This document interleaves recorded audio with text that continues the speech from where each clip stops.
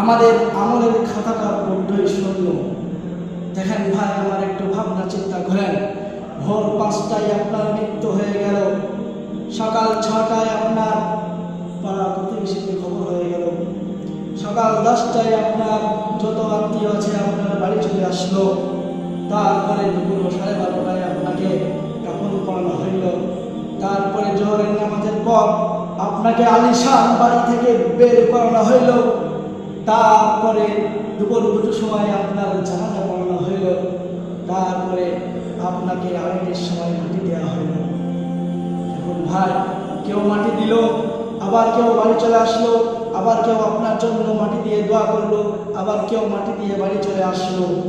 দেখুন আপনি বড্ডই একা। ভাই, কিসের এত অহংকার?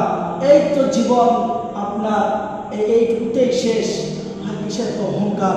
ভাই, এই দুনিয়ায় রং তামাশা বাদ দিয়ে ফিরে আসো রবের দিকে। দেখো, তুমি একদিন সফলতা ইনশাআল্লাহ অবশ্যই পাবে।